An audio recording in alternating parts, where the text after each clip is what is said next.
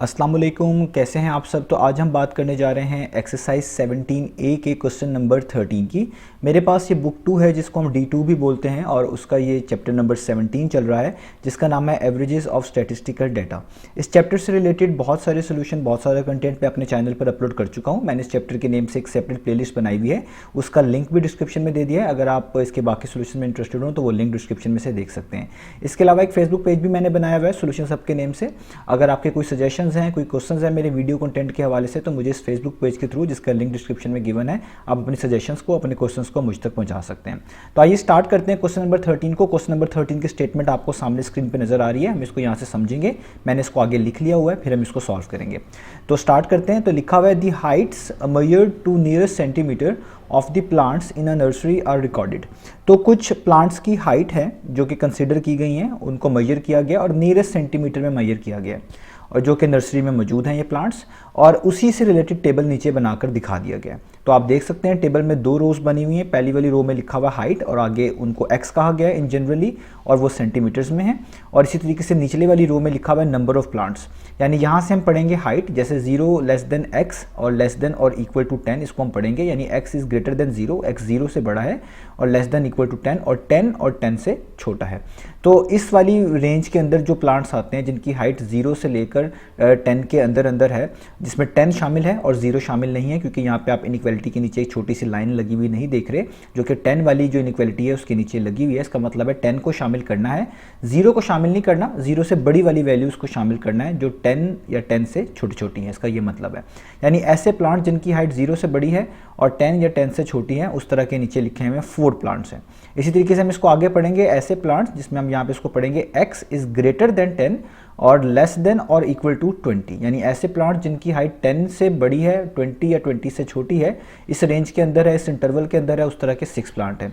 और इसी तरीके से आप इन सारों को पढ़ सकते हैं। तो ये हमारे पास एक तरह का हमें टेबल बनाकर दिया गया है जिसके अंदर प्लांट्स की हाइट रिकॉर्ड की गई है और उस तरह के कितने प्लांट्स हैं उनकी वैल्यूज भी नीचे बता दी गई हैं। अब हमने क्या करके दिखाना है, पार्ट नंबर 1 है calculate an estimate for the mean height of the plants. हमने इनकी मीन हाइट निकाल कर बतानी है इन प्लांट्स की।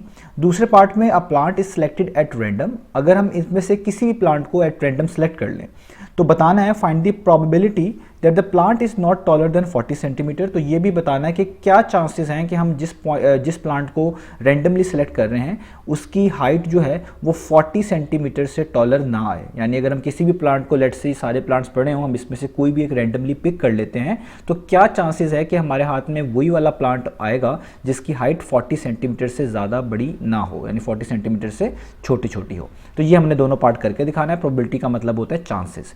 तो आइए अब इसके सोल्यूशन को स्टार्ट करते हैं। तो देखिए मैंने सारा क्वेश्चन यहाँ पे दोबारा लिख लिया है। तो अब पहले वाले पार्ट की तरफ बढ़ने लगे हम।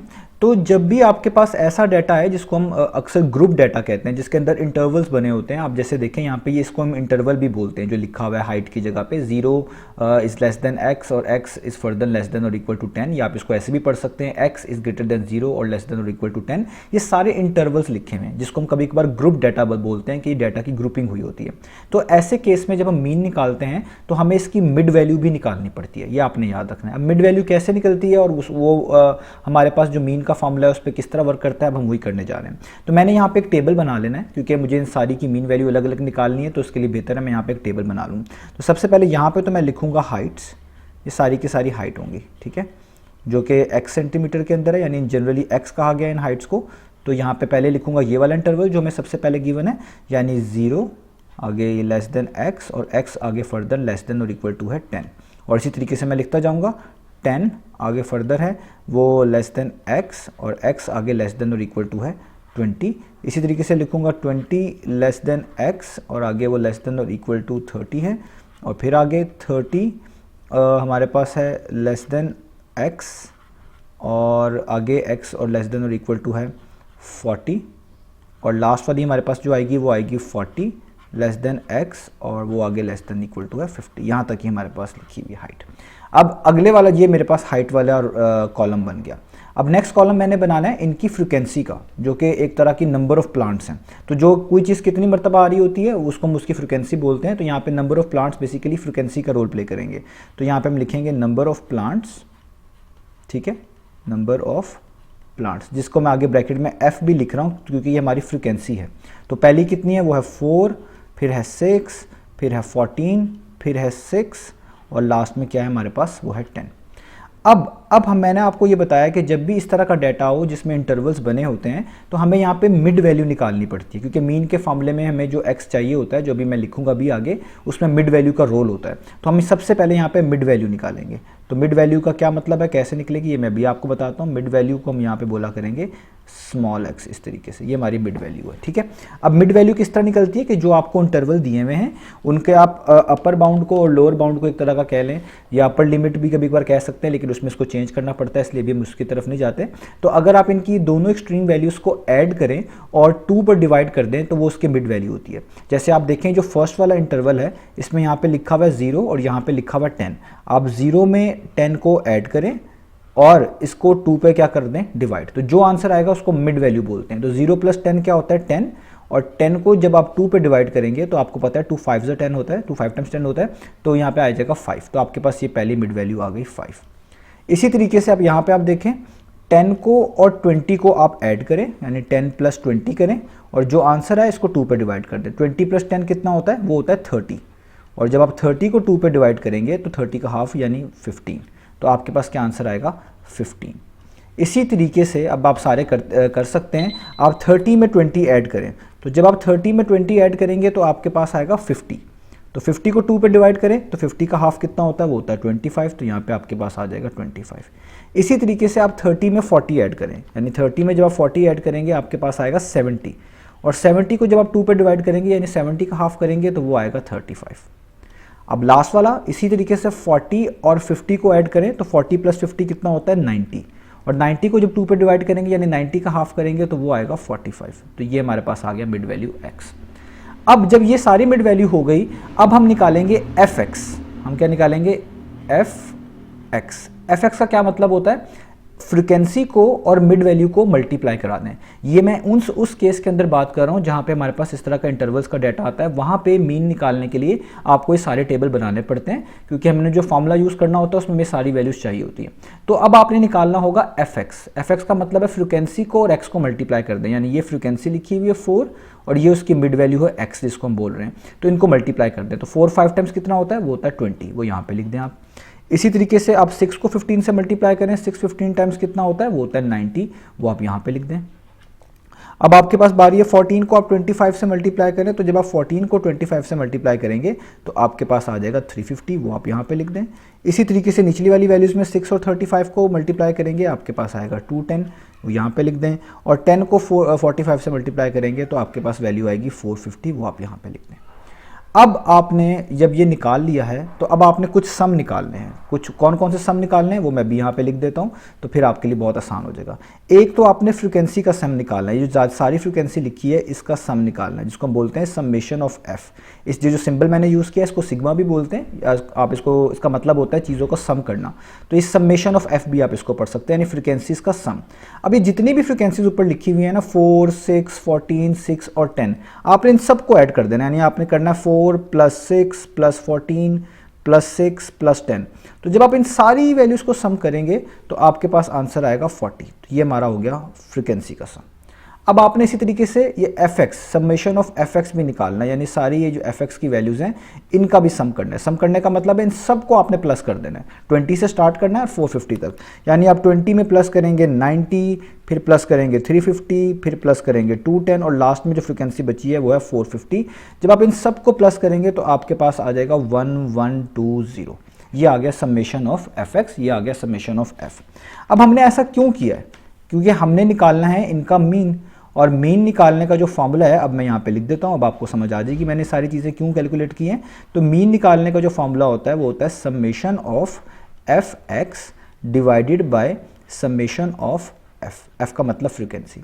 अब आपने समेशन ऑफ fx निकाला हुआ है, वो कितना है, यहाँ पे भी निकाला है 1120, तो आप लिख दें इसकी जगह पे 1120, डिवाइड का साइन, समेशन ऑफ f यहाँ पे निकाला हुआ है, ये है 40, तो यहाँ पे आ जाएगा 40।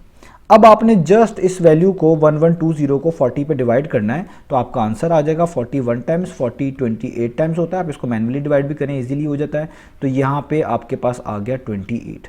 इसका मतलब है जो मीन हाइट थी प्लांट्स की वो हमने निकाल ली है, तो क्या है हमारे पास, तो मीन हाइट जो आई है हमारे पास वो आई है बेसिकली 28 सेंटीमीटर। तो ये हो गया हमारे पास इसका पार्ट नंबर 1। तो आपने याद रखना है जब आपके पास इस तरह का डाटा आए और आपको मीन निकालने को कहा जाए तो आपको इस प्रोसीजर से गुजरना पड़ेगा। इस तरीके से मिड वैल्यूज़ निकालनी पड़ेंगी, एफएक्स निकालना पड़ेगा और उनको इस फॉर्मूले की मदद से मीन निकालना पड़ेगा। तो ये तो हो गया हमारे पास पार्ट नंबर 1। इसका पार्ट नंबर 2 करते हैं अब स्टार्ट। तो अब हम इसका पार्ट नंबर 2 पढ़ लेते हैं। तो लिखा हुआ है plant is selected at random. अगर हम इन सारे प्लांट्स में से जिनकी हाइट यहाँ पे लिखी हुई किसी को भी रैंडमली सिलेक्ट करते हैं तो बताएं क्या चांसेस हैं, फाइंड द प्रोबेबिलिटी। प्रोबेबिलिटी का मतलब है यहाँ पे क्या चांसेस हैं that the plant is not taller than 40 centimetre, कि जो प्लांट हमें मिलेगा, जो हमारे पास आएगा, वो ऐसा ही प्लांट होगा जिसकी हाइट 40 सेंटीमीटर से ज़्यादा नहीं होगी, यानी 40 या 40 से कम ही होगी। तो हमने बेसिकली प्रोबेबिलिटी निकाल कर दिखानी है।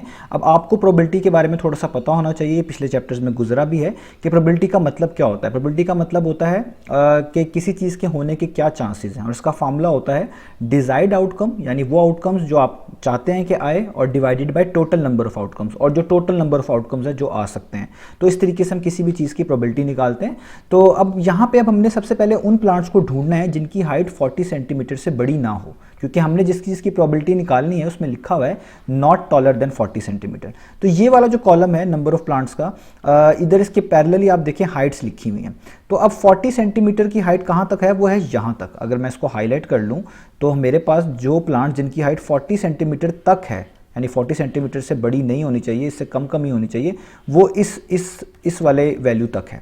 इससे आगे तो 40 सेंटीमीटर से जितनी भी हाइट्स बड़ी हैं वही हैं, जिस तरह के 10 प्लांट्स यहाँ पे लिखे हुए हैं। तो इससे पहले जितने भी प्लांट्स हैं इस 6 वाली वैल्यू तक, ये सारे के सारे वो प्लांट्स हैं जिनकी हाइट 40 सेंटीमीटर से लेस है। तो हम क्या करेंगे, हम पहले इन प्लांट्स को कैलकुलेट कर लेंगे। तो हम यहाँ पे लिखेंगे नंबर ऑफ प्लांट्स,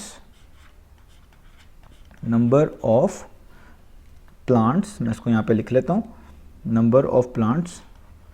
ये वो वाले प्लांट्स हैं जिनकी हाइट 40 सेंटीमीटर से क्या है, कम है, नॉट टॉलर देन 40 सेंटीमीटर। मैं इसको लिख लेता हूँ, not taller than 40 centimetre, not taller than 40 centimetre. तो ये कितने हैं, पहले इनको कैलकुलेट कर लेते हैं, क्योंकि ये हमारी डिजायर्ड आउटकम है जो हम चाहते हैं कि इनमें से कोई एक आंसर आए। तो पहले देखें कितने हैं, एक है यहाँ पे लिखा हुआ 4 प्लांट्स हैं, तो उसके आगे है 6, इसमें प्लस करते जाएं 6, फिर आगे है 14, इसमें कर दें प्लस 14, और एंड पे आप लिख दें 6। ये भी इसमें शामिल होगा क्योंकि उन्होंने कहा 40 तक हो सकते हैं, 40 से बड़े नहीं होने चाहिए। तो अगर आप 4 + 6 + 14 + 6 करें तो आपके पास इसका आंसर आता है 30। यानी ऐसे प्लांट्स जिनकी हाइट 40 सेंटीमीटर से कम है या 40 सेंटीमीटर है, तो वो 30 प्लांट्स बनते हैं। तो अब हम प्रोबेबिलिटी निकाल सकते हैं जो हमारी रिक्वायर्ड है। तो हमारी प्रोबेबिलिटी क्या होगी यहाँ पे, तो मैंने आपको बताया प्रोबेबिलिटी का फॉर्मूला बेसिकली होता है, ये रफ सा मैं फॉर्मूला आपको बता रहा हूँ, वो होता है डिजायर्ड आउटकम्स, यानी वो आउटकम्स जो आप चाहते हैं, जिस चीज़ की आप प्रोबेबिलिटी निकाल रहे हैं उनके आने के क्या चांसेस हैं, divided by total number of outcomes. तो इस तरीके से हम किसी भी चीज़ की प्रोबेबिलिटी निकालते हैं जनरली, ठीक है। तो अब ये डिजायर्ड जो आउटकम्स हैं वो क्या हैं, यानी हम क्या चाहते हैं, हम चाहते हैं कि वो प्लांट्स आएँ जिनकी हाइट जो है 40 सेंटीमीटर से कम हो, और उस तरह के कितने प्लांट्स हैं उनकी हम यहाँ पर डिजायर्ड आउटकम्स देखें तो वो कितने, एक तरह के वो 30 प्लांट्स हैं। तो हमारे जो आंसर्स में चांसेस हैं जिन प्लांट में से आंसर आए वो 30 हैं, वो है 30। और टोटल आउटकम्स कितने हैं, टोटल प्लांट्स पढ़े कितने हुए, क्योंकि यहाँ पे प्रोबेबिलिटी बेसिकली प्लांट्स के निकाल रहे हैं, तो टोटल नंबर ऑफ आउटकम का मतलब है कि प्लांट्स कितने यहाँ पे मौजूद हैं। तो प्लांट्स को किस तरह पता चलेगा, मैंने आपको पहले भी शायद बताया है इन्हीं चैप्टर की वीडियोस के अंदर, ये जो फ्रिक्वेंसी होती है इसको हम NB बोलते हैं।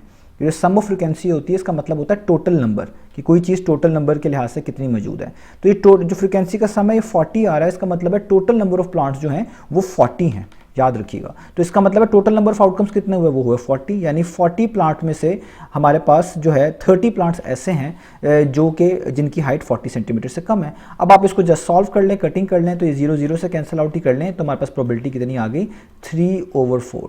यानी वो वाले प्लांट्स जिनकी हाइट 40 सेंटीमीटर से कम है उनके आने के चांसेस क्या हैं, 3/4। इसको आप पॉइंट्स में भी लिख सकते हैं, डेसिमल्स में भी लिख सकते हैं, जो कि 0.75 बनती है। तो यही हमने फाइंड आउट करके दिखानी थी। उम्मीद है आपको ये क्वेश्चन समझ आया होगा। इंशाल्लाह नेक्स्ट वीडियो में मिलेंगे बाकी सॉल्यूशंस के साथ। तो आइए इसको